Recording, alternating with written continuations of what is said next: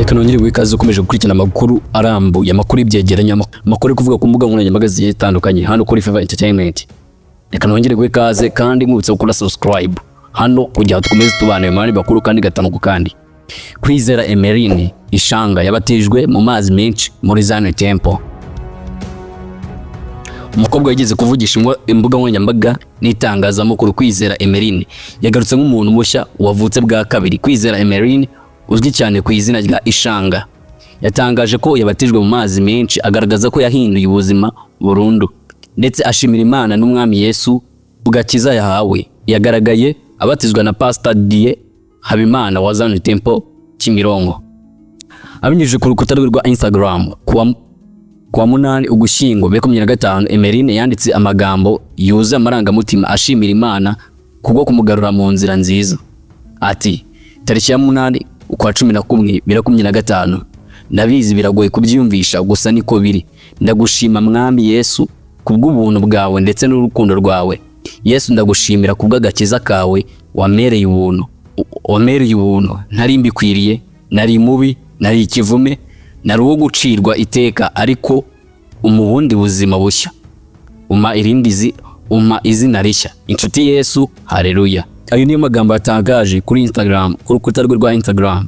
Yakomeje avuga ko Yesu amukuyeho umwenda w'isoni, akamwambika umwenda wera, kandi ko kuva uwo munsi agiye kuba nk'umuntu mushya ugera uyu munsi. Kwizera Emlyne yanditse kandi ko yashimiye amaraso y'igiciro cyinshi ya Yesu yamwogeje ibyaha bye, akamukura mu maboko y'umwanzi. Yagize ati, Yesu wankuye mu mwenda w'isoni unyambika umwenda wera. Ndagushima ku maraso yawe y'igiciro cyinshi yanyujije ibyaha byanjye.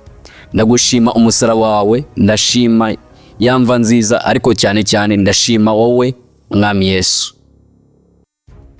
Amukurikira kuri Instagram bahise bamugundagazaho ubutumwa bw'ishimwe n'amarira y'umunezero. Bamwe bavuga ko Yesu yakoze igitangaza kigaragaza mu maso. DJ Brand, Jojo Breeze, Papa Gigi, MC Nario, Kazungu Kabos, The Cyiza ni bamwe mu bashimye intambwe Emlyne yateye mu gakiza. Kwizera Emlyne yamamaye muri 2024 ubwo yagaragaraga ari kumwe na The Ben,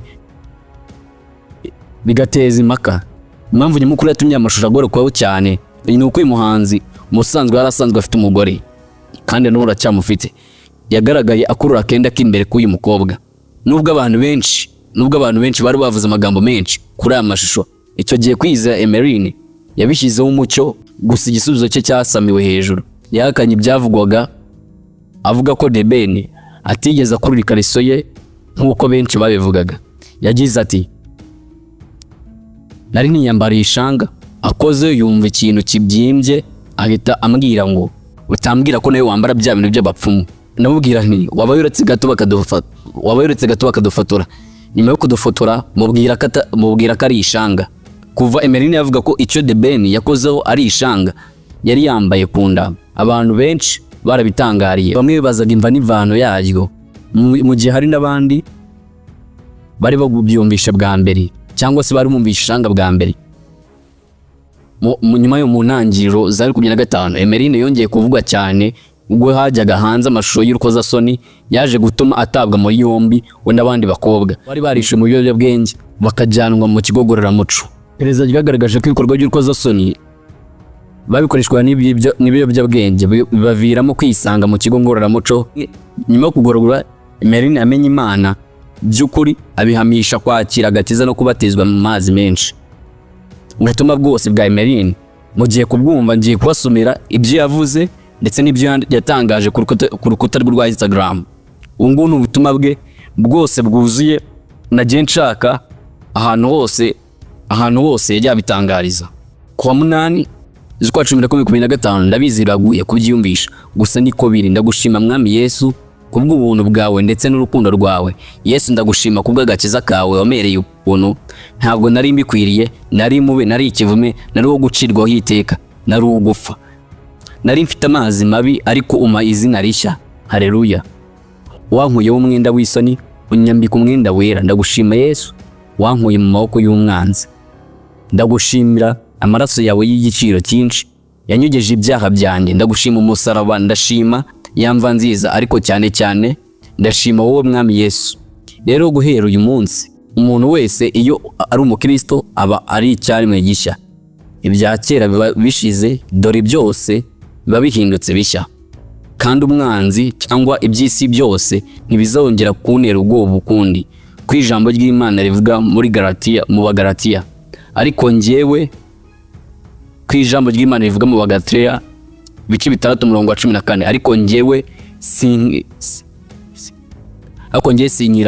sinyiratana ikindi keretse umusaraba w'umwami wacu Yesu Kristo, wateye ko iby'isi bimbera nk'ibibambwe, nanjye nkabera iby'isi nk'ubambwe.